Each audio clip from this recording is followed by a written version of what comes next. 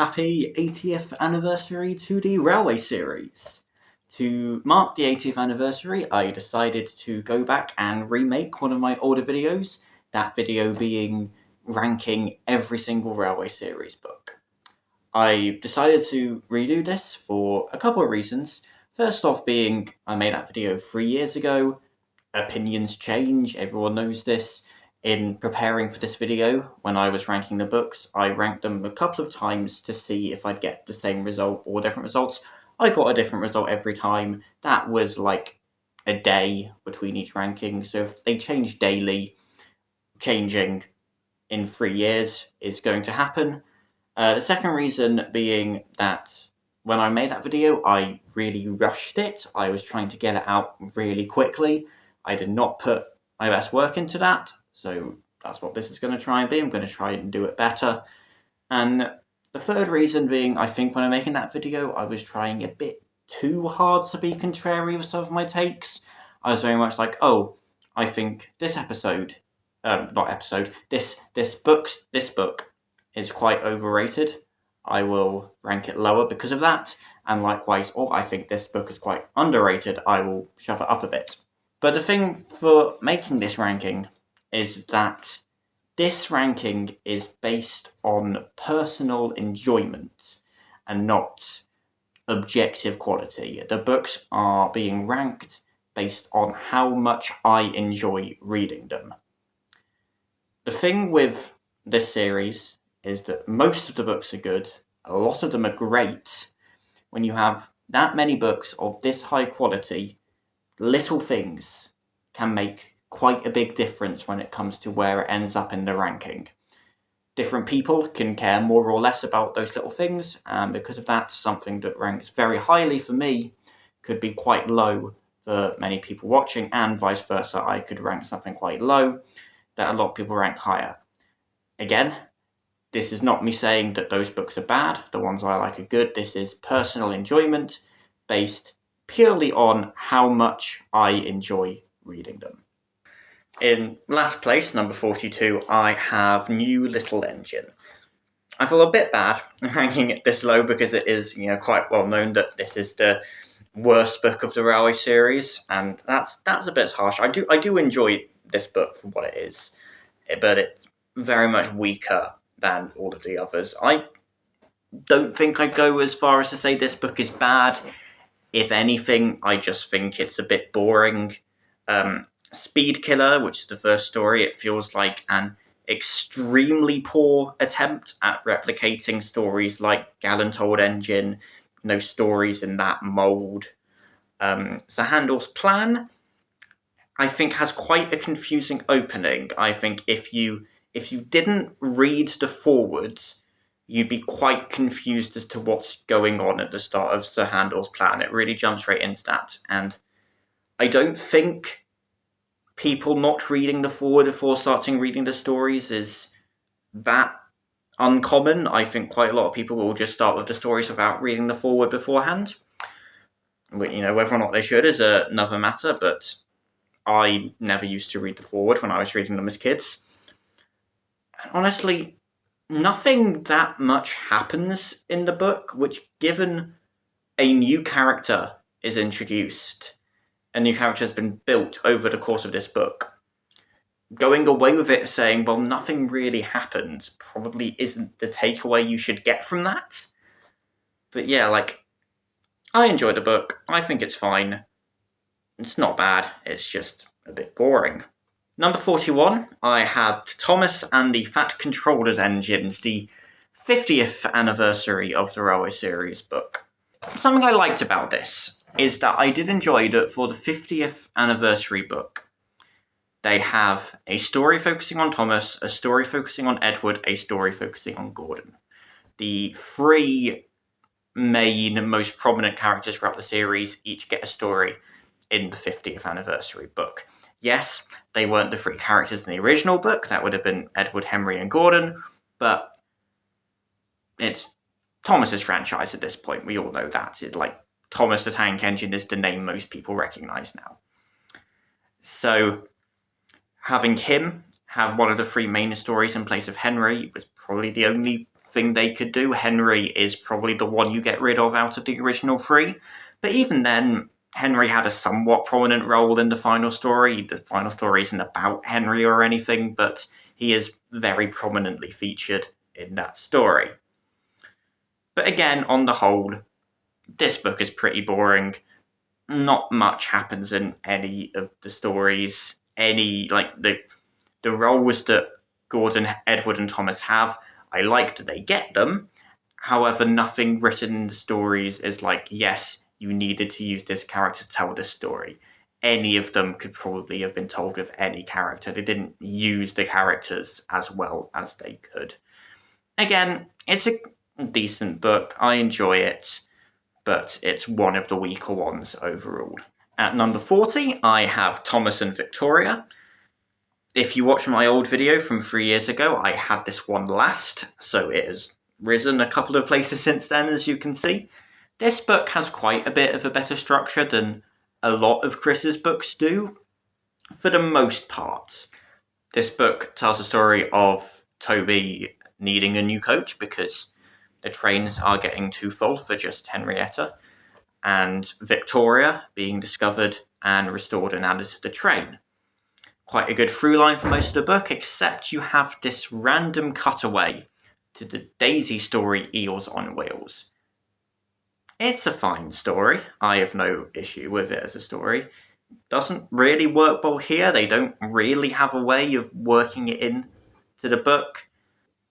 But it's fine. Avalanche is probably the strongest story, that being the flashback to the Furness Railway. And I know the plot of the book is based around Toby needing a new coach, but Victoria going to work with Edward have been the better book overall. But Toby, Henrietta, and Victoria, that works fine. Like I said with the others, I do enjoy this book, but on the whole, it's probably one of the weaker ones. At 39, I have Great Little Engines, which is the other Chris Scarlowe book. At this point, I think the books do take a step up, at this point in the ranking at least. I think Great Little Engines gets a bit too much hate. There are 4 stories. All of the stories are solid. I enjoy all of them. The first one really seems to be like a great return to the old style of very simple Railway Series stories that still work really well. Pop Special, I really do think gets too much hate. It's a nice little story. Yes, it would make more sense if they had used pretty much any of the Scarlowe Railway characters other than Duncan, but it still works fine with Duncan as a character. I like it as a story. I think all 4 stories are fine. I enjoyed this book while reading it. I think it gets too much hate, but it's still quite low in the overall ranking.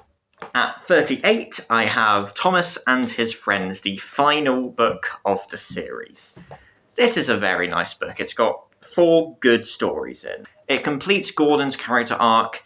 Yes, it's quite rushed because Chris couldn't focus on it as much as he wanted to because of the publisher's demands for more Thomas, so he threw it in here just to have it. Yes, it's rushed, but it's still well done, I think. Buffer bashing probably doesn't deserve a place in the final book, but it's still a fine story. I don't really have any issues with it. Gordon's Fire Service is probably the standout of the book. It's a very good story showing the value that Gordon has in being a steam engine and showing his life after he's been retired from the Express. Centenary is a bit weak. It's a fine concept for the final ever story, but that being said, the final line this is not just the final line of the story, it's not just the final line of the book, it's the final line of the whole series. That line being, there will never be anything like it anywhere.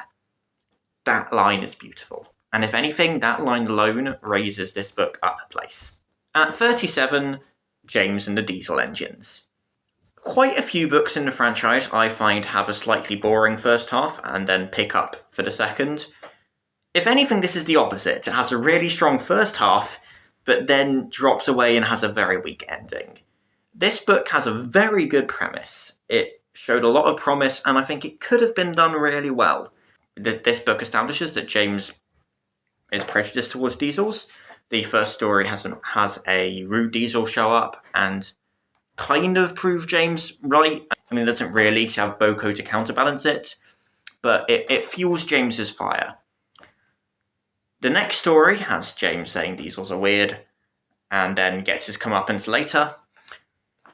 Third story is just a completely random Henry story. It barely features James at all. It's a fine story. I don't think it deserves to be in this book. But then we have the final story. As a story in itself, I like it. It does not work as the build-up for James's character arc. What this book does, if anyone needs a refresher, is James breaks down and a random diesel, who we don't hear speak or even see the face of, takes James to the works, get amended, and during the conversation, he wins James over, and James changed his views on all diesels. I know I'm not the first person to have this idea, it's been said before, but this diesel, instead of being just a random character, vaguely called the Works diesel, it should be Bear. Bear doesn't really have anything to do in the Railway series. It says at the start of this book that James likes Boko and Bear. We get it for Boko, we've seen Boko and James interact. There's no reason why James would like Boko. We've not seen that for Bear. The only other time we've seen Bear was in Enterprising Engines, where, Henry puts in a good word for him, but we don't see him interact with anyone else. I think we should have gone into this book with James liking Boko and only Boko, and maybe he vaguely tolerates Bear, but still treats him with a lot of suspicion. And it's Bear rescuing James in the finale that wins him over. Someone we, the readers, have a personal connection to that changes James's mind on all diesels. Or if you don't want it to be Bear, if you do want it to be a random other diesel, at least show us his face or show us any bit of the conversation other than just saying, oh, they had this conversation on the way to the works and he won James over. This book could have been great. And for the most part, the first half is. It just really falls away at the end. I do enjoy all four stories, but the character resolution is really rushed and not that well done, to be honest. Number 36, I have Wilbert the Forest Engine. This is one of those books, I think probably the standard for Chris's books, where I'd say it's just fine. Nothing really remarkable happens in it, but none of the stories are bad either, with the possible exception of Percy's Porridge. The flashback to 16 Cab Over Wheels is probably the highlight of this book. There's really not that much to say about this book, to be honest. It's fine. I enjoy it. There are,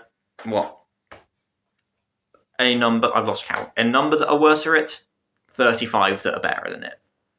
At 35, I have Thomas Comes Home, another Chris book. This is another book that, like Wilbert's book, it's just fine. It's not exceptional, it's not bad.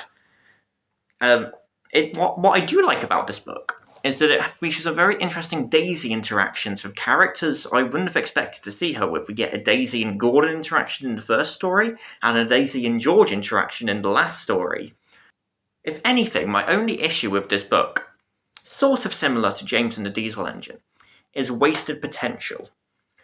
The middle two stories in this book, Washout and Toby's Megatrain, they're both decent stories. Chris does a decent job with them. They're fine to read. I like them. But I can't help but feel that if those stories had either been written by Wilbert or by the TV crew, the classic series TV crew at least, these stories would have been top tier, well-known classics everyone loves. And in this book, they're just fine. I think these stories could have been a lot better. They're fine for what they are. Chris does a decent job. I like reading them. They're good. I just think they could have been better. At 34, we have the first appearance of one of Wilbert's books, James the Red Engine. This is definitely Wilbert's weakest book, and honestly, he also said it was his least favourite because he was rushed to meet a deadline rather than allowing him to go off inspiration. You can tell that it was rushed because James's arc is just Thomas's arc reused, but it's a good arc. It's no issue in reusing it. This is one of those many books where the first half is a bit boring, and I applaud the TV show for combining the first half into one story. But then it picks up again for the second half. It's probably not one of those books that I reach for very often whenever I want to read one, but it's fine for what it is. Number 33, I have Toby, Trucks, and Trouble. Again, these 4 stories are decent. Toby's Seaside Holiday is probably the weakest of them, but I think the book version is better than the TV version of it. Bulstrode is a standout story. That story really does feel like one that could have been written by Wilbert. And then the top and tail of the book, Mavis and DeLorean, Toby Takes the Road, are both fine Chris stories. And you can really tell from this book how much Christopher likes Toby, which, pretty good opinion to have. And Terence being shown to shunt is a nice addition. Same again, really. It's fine. Nothing really exceptional about it, but it's definitely not a bad book at all. At 32, I've got Thomas and the Twins. Thomas meeting Bill and Ben is a great concept to have, because, Thomas is a cheeky little prick, and so you have him meet Bill and Ben, who are even cheeky little pricks. The Drain is a great addition. I do think the last story is definitely the strongest of the 4. There's a slightly weaker middle, which is top and tailed by 2 very strong stories, but none of the stories are bad. I like all of them. It's a good book. At number 31, I have, this might be a controversial opinion, I have Branch Line Engines. This is where I go back to what I said at the beginning, that this is based on personal enjoyment and not overall quality. And if anyone's watched my channel for any length of time, you'll know that I do not like Thomas Comes to Breakfast. I think Thomas is incredibly unfairly blamed for things that are in no way his fault. Everyone makes stupid decisions, are upset about the wrong thing. I enjoy the backstory as to why it was written. That is quite funny. That shows who Wilbur is. But the actual story itself, I do not enjoy. And then, especially in this book, I don't like Daisy as a character. I find her extremely annoying. And I understand that's the point. We're meant to find her annoying. She is written very well. She's a very well-written character. What Wilbur is trying to do, he does very well. And what he's trying to do is a good thing. For me personally, I enjoy reading that less than I enjoy reading a lot of the other stuff Wilbur has done. Percy's Predicament is a very good Percy story, though. I do enjoy that one. Like I said, me ranking it this low has got nothing to do with the quality of the book, simply to do with how much I enjoy reading it. Number 30, I have Thomas and the Great Railway Show. This is another book where the first half is slightly more boring because it's just setting it up. The second half is really where the book picks up. Green Arrow is a good character that I like. Mallard's being included was a nice addition. The last story where the Reltor happens is very much the strongest. Again, this is a solid book. I like it. At number 29, I have More About Thomas the Tank Engine. And, something I'm just realising now, we're having a lot of Thomas-focused books in quick succession with each other. I do like all of these stories. There might be the TV show adding points to this, but all the stories are good. The Runaway is particularly the strongest one, I think. Better Late Than Never is probably the weakest, but I do like all of them. Personally, I think Better Than Late Than Never gets a bit too much hate. But yeah, like I said, I like all 4 stories. One thing I do find interesting about this, though, is that this book was written specifically for the TV show, so the TV show could have more Thomas-focused content to use. And yet they don't use Drip Tank, which is one of the stories in this book. And currently, Better Late Than Never is the current consensus on which was the last-minute addition to replace the missing coach. And an interesting side note on that, when I first got into the fandom, the wiki claimed that Thomas Percy in the Cold was the one that was used, that was brought forward last minute to replace the missing coach. I might be misremembering that, but I'm pretty sure that's what the wiki said, but that seems to very much not be the case now. That doesn't really have anything to do with the quality of the book as a whole, just something I found interesting. Number 28, another controversial opinion here coming up. Thomas the Tank Engine, the book that gave the franchise the name it's now known as, introduced us to Thomas. Now, once we get to this point, it's very much the case. Every book from here on out is great. There is very little negative to say about any of the books from here on in. It literally just comes down to how much I enjoy reading them.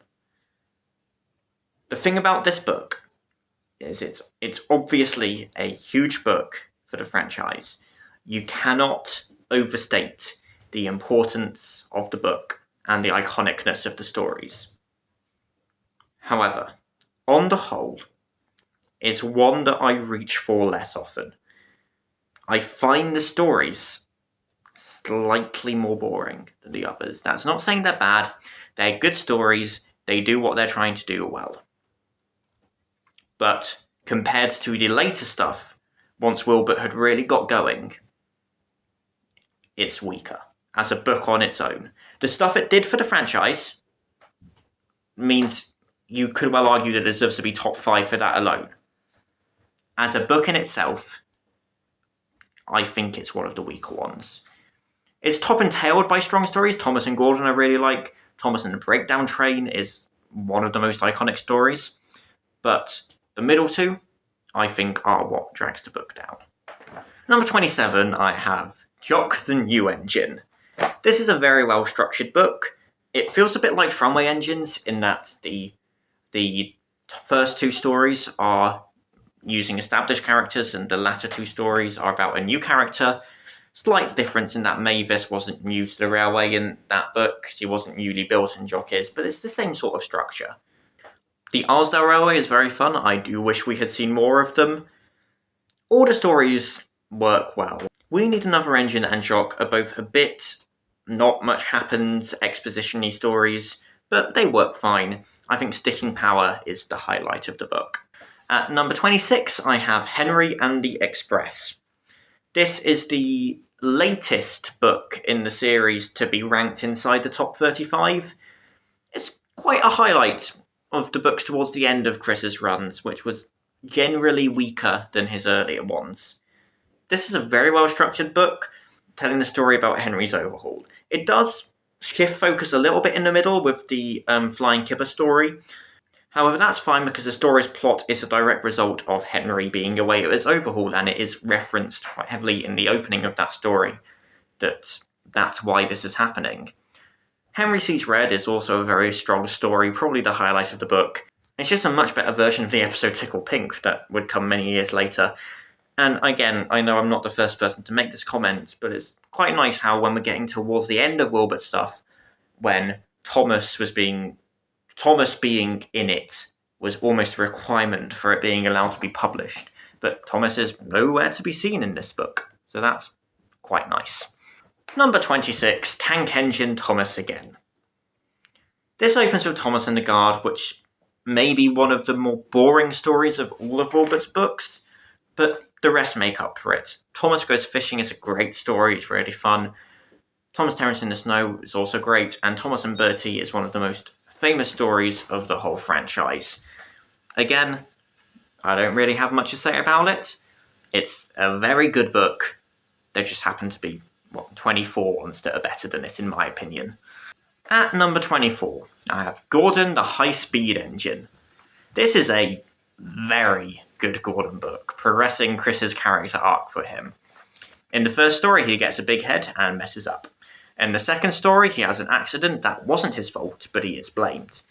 In the third story, he has to push on through damaging himself in very hard circumstances, living up to the likes of Skarloey, Rheneas, and Edward. And then finally, he proves his worth, and Fat Controller forgives him. It's got a great narrative through line, and it's one of Chris's best books structure-wise. Fire Escape is definitely the strongest of the book. If I had to pick a weakest, it would probably go to Gordon Prover's Point. I think that's probably a wasted spot, given that it's barely about Gordon, but it does fulfill its purpose of setting up Pip and Emma as characters. Yeah, I do really like this book. First 3 stories are all very strong, and the last story fills its purpose. A very strong Chris book. At number 23, I have Really Useful Engines. I go back and forth on whether this or Gordon the High-Speed Engine is my favourite of Chris's books. As you can see from this ranking, as of right now, Really Useful Engine is just edging it out. The structure isn't as good as Gordon the High-Speed Engine, but it's still got a solid structure, with the first 3 stories each focusing on one of the major tank engine characters of the island, and then the last story bringing them all together. It's a bit like the 3 railway engines in that. Ironically, the 2 strongest stories, in my opinion, are the 2 ones that weren't adapted for TV. Stop Thief is a very creative story, and I think both that and Triple Header would have made for very good episodes of the TV show if they had been made. Fish is also quite strong. That might be aspects from the TV show plaguing my judgment there, but I do think it's a very good story. And Mind That Bike is probably the weakest, but even then, it's still a good story that I like. Chris is far from the best writer, we all know that, but he has shown he very much has the capacity to write solid books, and this is very much one of the more solid ones, as you can tell, given it's my favourite of his lot. Number 22, I have The Little Old Engine. Trucks is a great opening to this book, and it shows a very serious crash. Home at Last and Rock and Roll are fine. They're a slightly weaker middle section to the book as a whole, and they are quite similar regarding the stories they tell, but, I'd be lying if I tried to claim they were in any way bad. And Little Old Twins, a very good way to finish the book. It's a very good book about the Scarloia Railway. 21, I have The Twin Engines. This, again, is one of those that has a slightly weaker first half, but then a much stronger second half. Hello Twins is little more than just expositional setup, and the missing coach is quite confusing in some of the things it does and some of the things it introduces, but the brake van and the deputation make up for that. They are much stronger stories. And the final story both have very good uses of both Fat Controller and Edward. And also going back to the first story, the Fat Controller trying to work out how the hell these 2 engines just randomly arrived on Sodor is pretty funny to read. At number 20, I have Toby the Tram Engine. This is similar to Wilbert's 2 Thomas books, in that this book is very strong. It has a very good structure.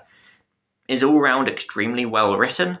It's just not one I tend to reach for when I want to read one of the Railway series books. The first 2 stories are about how Toby comes to Sodor, and it's very well done in that it shows why Toby specifically was needed. I guess not Toby specifically, any tram engine would have done, but it shows explicitly why the Fat Controller picked Toby, rather than pretty much whenever anyone else comes to the island. It's just, oh, yeah, we just got them because we needed another engine. Second half of the book, Dirty Objects, is a very fun story, and Mrs. Cliney's Christmas is a good finale. At number 19, I have Tramway Engines.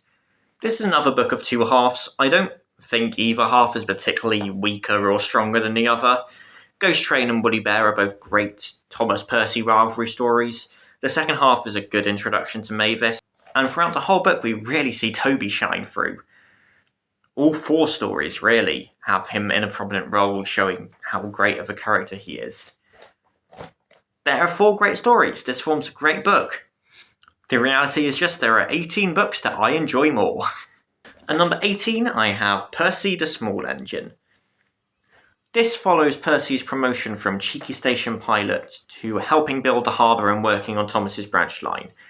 It's very interesting to note the different styles Thomas, Percy and Duck have with being station pilots and dealing with the bigger engines.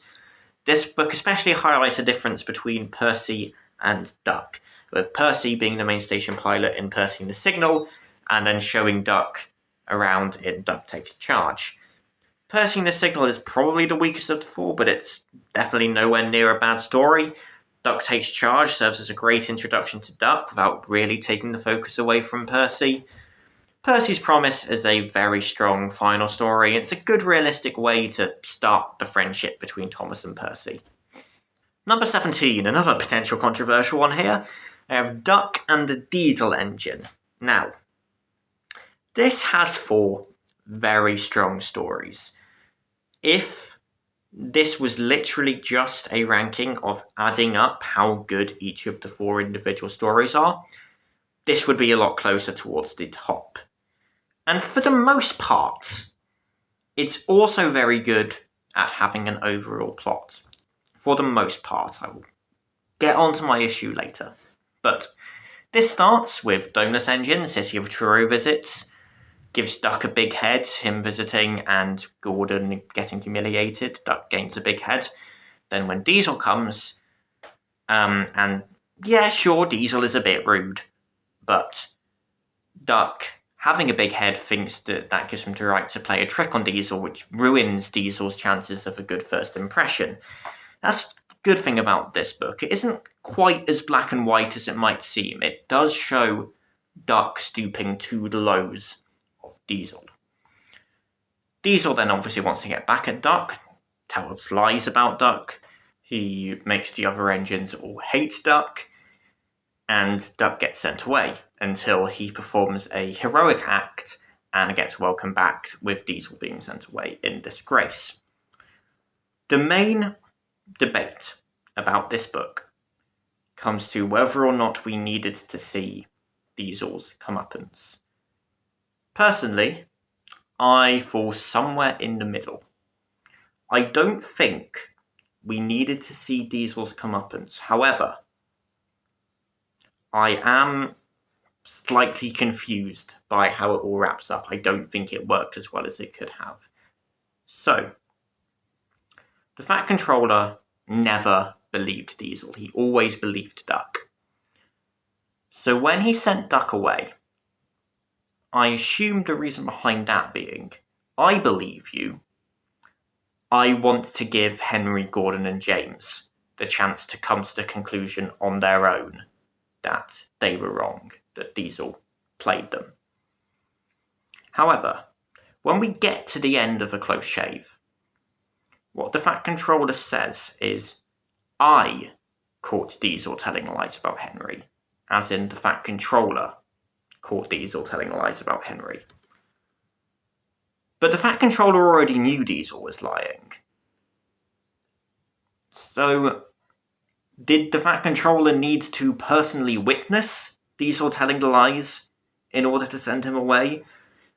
I think just changing this one sentence to something along the lines of Gordon caught Diesel telling lies about Henry would improve the final story and raise this book quite a few places. I don't get why, when the Fat Controller always knew Diesel was lying, that this is what prompts him to send him away. Him personally catching him, rather than Henry, Gordon, and James being the ones to catch Diesel lying, and then realising they were wrong, and Duck was the good one all along. I don't know, maybe I'm just stupid and don't understand what's happening. I'm not on the side of we need to see Diesel get found out. I just want something that makes a bit more sense regarding why the Fat Controller sends Duck away to begin with. And number 16, I have the one that started it all, the 3 railway engines. Most of the heavy lifting on this book was done by the fact it was the first book. I know that slightly contradicts what I said when I was ranking Thomas's book about ranking the books as books on their own and not what they did overall, but the 3 railway engines, I think it's slightly different when it comes to the 3 railway engines, in that, well, Edward's Day Out is a bit of a boring story. The other 3 are all good stories I enjoy. The difference is that these stories, especially the sad story of Henry, are somewhat unrealistic. They don't really fit in with the later books. If this wasn't the first book, if this came somewhere in the middle, it would be quite a bit lower because of that inconsistency of how it fits in with the rest of the book. However, when you know the history, and you know that when these stories were first being told, it wasn't meant to grow into what it later would. They were simply a father telling his ill son stories that he was making up on the spot. It was only after the book was published that they decided that this was going to be this big universe. Of course, all the rules weren't figured out yet. You can forgive inconsistencies, things not being as realistic. The stories are good. I enjoyed them. Yes, they're somewhat unrealistic. They don't exactly fit in with the rest of them later. However, you've got to forgive that on the basis that this is the first book. At number 15, I have Four Little Engines. We've gone from the first book of the Northwestern Railway to the first book of the Skarloey Railway. Skarloey Remembers is just an exposition story. Sir Handel and then Peter Sam and the Refreshment Lady are both very good stories that are a good introduction to each of the characters. And we then have Old Faithful, which is the first story in the Edward's Exploit style, and it's done very well. This book, on the whole, is a near-perfect introduction to the Skarloey Railway. I just wish they could have found a more prominent way of working Rheneas in, maybe with a slightly larger role than Skarloey Remembers, but that's really my only gripe with this book. At number 14, I have Troublesome Engines. Again, if I was ranking on pure quality alone, this would probably be lower down, but it's one of those books that I have the most nostalgia for, which gets it quite a few bonus points. Henry and the Elephant and Tennyson Turntables are both quite creative stories explaining the reasoning for the strike. Trouble in the Shed is a great introduction to Percy and does a very good use of Edward. And then Percy Runs Away is a great final story to the book that brings everything together. At number 13, I have Oliver the Western Engine. Again, this has 4 very strong stories, 2 being about Duck, 2 being about Oliver. Oliver, quite naturally, gets a big head after telling the story about his escape to Sodor. His arc in this book is very well done as he comes down after the highs. Toad Stands By feels like it might have been the better finale to the book as a whole than Bulgy, but Bulgy is the story out of the 4 that features both Duck and Oliver together the most. So I guess that's why that story was chosen as the finale, and it still works well. Bulgy is one of those stories that I just read over and over again as a kid. Don't really know why, it was just one of the stories I always wanted to go back and read again. At number 12, I have Stepney the Bluebell Engine. The first story is nothing but exposition, but the book picks up a lot after that. Stepney Special isn't particularly spectacular, but it's a very solid story that's told well.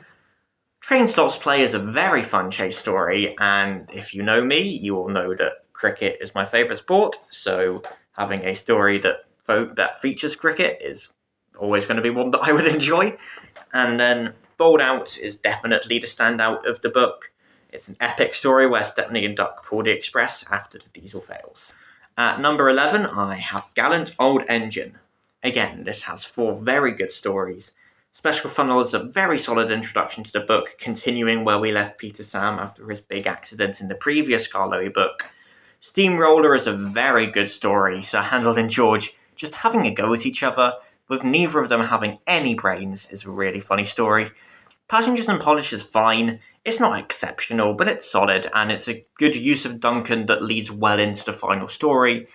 And then Gallant Old Engine is an epic finale. Yes, it's basically the same story as Old Faithful and Edward's Exploit, and it's probably the weakest of those 3 in my eyes, but it's still very strong. It's a very strong premise. The book as a whole has a great structure. Throughout the previous 2 books, we've heard little bits about Rheneas here and there, but now we finally get to see him in action. At number 10, I have Mountain Engines. I really like this, and one of the reasons being it gives us our only look at the Mountain Railway. Like a couple of others, the first 2 stories are basically exposition, but they do give us some fun stories as part of the exposition, especially the second one about Godred, which has given birth to so much fan material out there. The second half of the book is great. One of the reasons I personally love the episode Wrong Road is the atmosphere they're able to create at the station. I think the illustration for the second half of this book also convey that atmosphere, which, given they are just static pictures with no sound, is quite the achievement. Danger Point is a very strong story, knocking Lord Harry down, and Devil's Back is another epic finale where he comes back and proves himself. A nice contrast to Godred. At number 9, I have Small Railway Engines.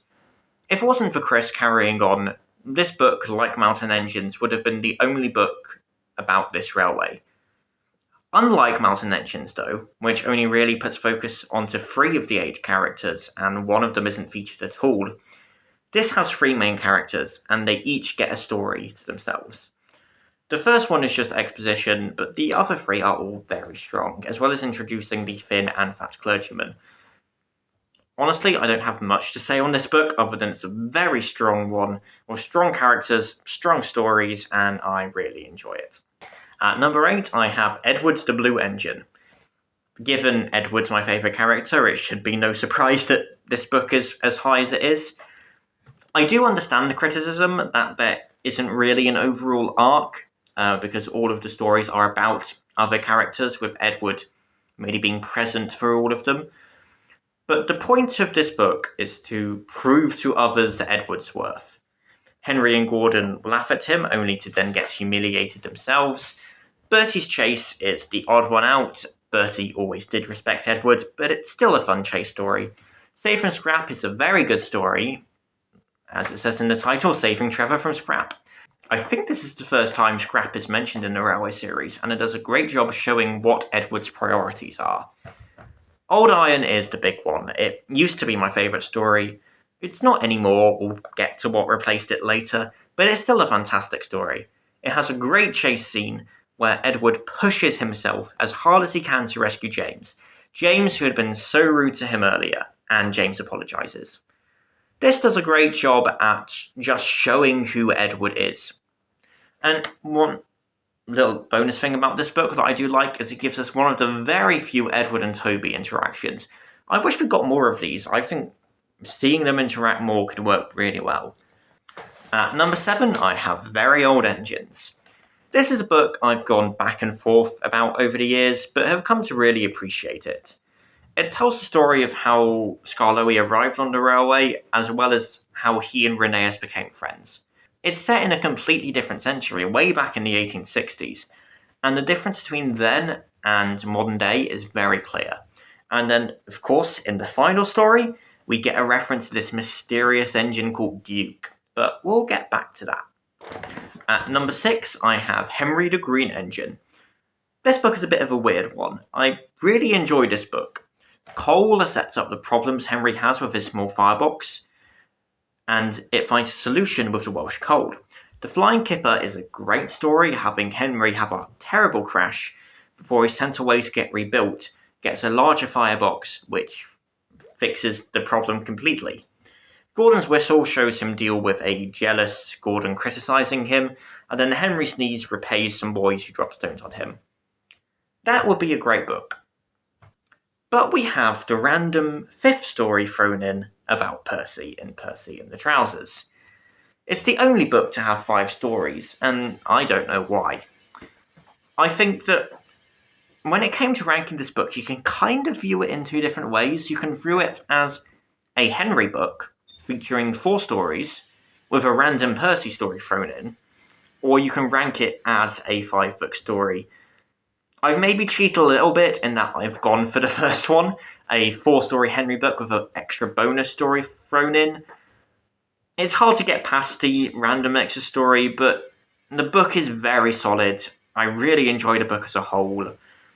Percy and the Trousers is very much the weakest story of the lot, but the rest of them more than make up for it. At number 5, I have Gordon the Big Engine. Quick aside here before I start talking about it. I am recording this on Saturday, the 10th of May. Yesterday, Friday the 9th of May, as I'm sure all of you will know by now, the pilot finally got released online, and it is beautiful. It had been teased for maybe 5 years, maybe more, that the pilot might get released at the 80th. Pretty much every fan video predicting the 80th anniversary stuff predicted the pilot would get released. I think most of the fandom had accepted it was going to happen, but I was nervous that it wouldn't. I was nervous that we were all getting excited over something that wouldn't end up materializing. So it was kind of both a shock, but also not a shock when we found out it was going to get released. And just, on the morning of the 9th, we all found out that it would be released in the evening, like not on the anniversary itself, a few days earlier, and it was just brilliant. Like, on the whole, the redone Down the Mine episode is better, but there were several bits in the pilot that were better than the redone episode, and it was just so great to watch. Anyway, back to the ranking. Off the Rails is a great first story. Gordon messing up more than he's ever done, and the Fat Controller removing him from the Express because of that. Leaves and Down the Mine both have Gordon proving himself to get back in the Fat Controller's good books. Leaves has him helping a struggling James, and Down the Mine has him rescuing Thomas, who had previously been rude to him. This all comes together, of course, with Gordon pulling the Royal Train during Paintpots and Queens. A very good book with a very good few story. Gordon is just one of the best characters in the franchise, and there's a reason Gordon stories usually turn out to be some of the better ones. At number 4, I have the 8 famous engines. So, up until very recently, this was my second favourite. As you can see, it has fallen slightly, but it's still ranked very highly. Percy Takes the Plunge is probably the weakest of the book, but it's still a very strong story. Gordon's Goes Foreign is my personal favourite of the book. It's like Bulgy, it's another one of those stories that I used to always read loads on repeat as a kid.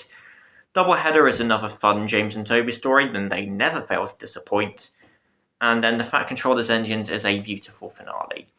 If Wilbert had finished the series with this book like he originally intended, it would have served well. It would be a good finale book. But I think we were all very pleased that he didn't and he kept going. At number 3, I have Duke the Lost Engine. If anything, it might be a bit controversial that I have this as low as number 3. So this is the book Wilbert had been working towards finishing on. He was persuaded to write one more, but this was his intended finale. A personal story of how this book appeared to me as a kid. It was I had the big Wilbert book featuring all 26 in them. And like I said earlier, Bulgy was a story I would always read on repeat. Bulgy being the last story of Oliver the Western Engine, which is the previous book, but immediately before Duke the Lost Engine, I would always finish Bulgy and see the front page of Duke the Lost Engine with the illustration that's on the front of the book and the foreword. I would always be curious as to what would be in that book. Should I go and read it? Before deciding, no, I'm not going to read it, I'm going to go back and reread Bulgy again, or go and reread Gordon Goes Foreign. So I was aware of this book and was interested in it for quite a while before actually getting round to reading it. When I finally did get round to reading it, it was worth the wait. Duke is such a well thought out character, and all 4 stories are great. Grandpuff is a great setup with a very sad ending, honestly, but we all know that. Bulldog and You Can't Win both show more of Duke's character, and they are both amazing stories, with Bulldog being a personal favourite. And Sleeping Beauty brilliantly wraps up the book. They find Duke, they reunite him with Stuart and Falcon, and they restore him to working order. A very strong book. At number 2, I have Mainline Engines. Again, I don't know if this quite deserves to be in second place, above books like Duke's, but it's a very solid book, and it's got my favourite story in. The Diseasel is a great opening. It introduces all of Boko, Bill, and Ben, who are all fan favourites today. Buzz Buzz is probably my least favourite of the book, but it's still a very fun one. Wrong Road is notable, as it's the last story, in Wilbert's books at least, to have Gordon being boastful and then get humbled. It's another great story I love and is told very well. But then we have the big one, Edward's Exploit, and that is, for anyone who didn't know or hasn't worked it out, Edward's Exploit is what replaced Old Iron as my favourite story of the whole series. We've had stories like this before in Old Faithful and Gallant Old Engine, but this is by far the best telling of this story.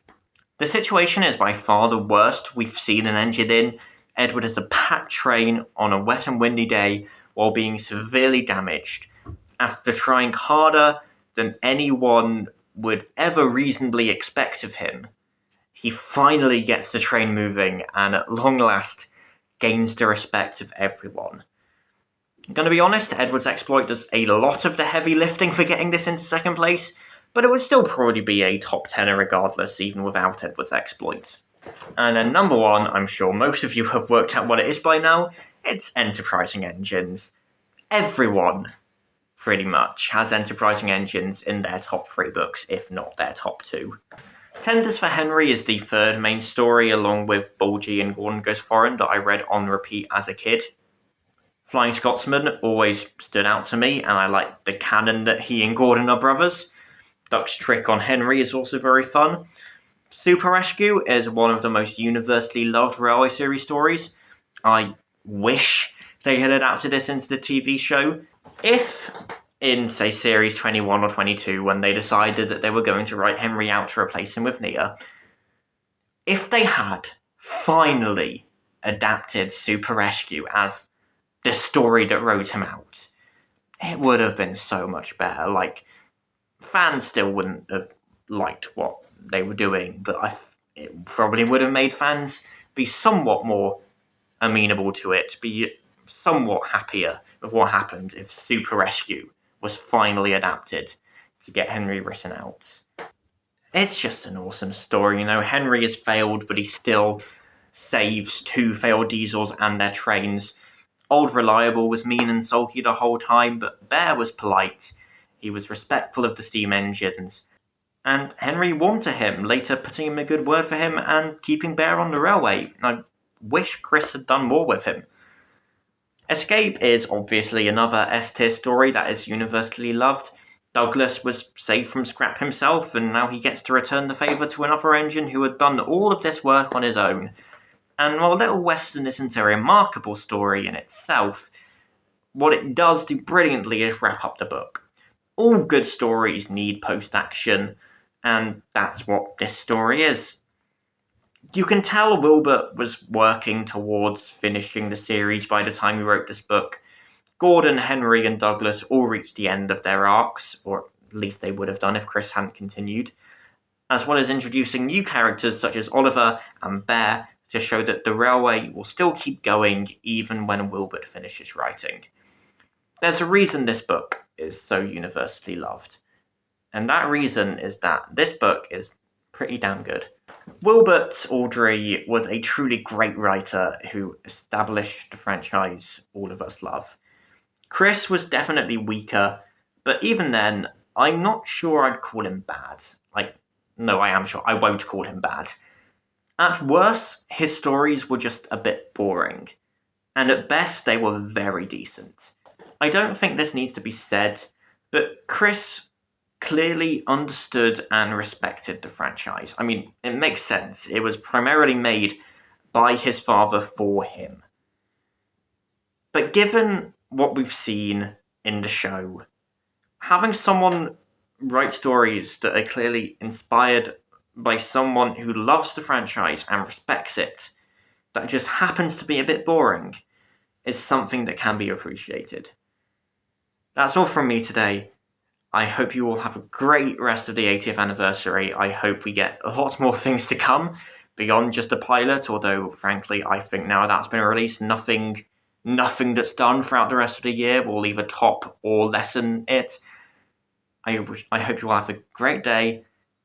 I will see you whenever I get around to making another video.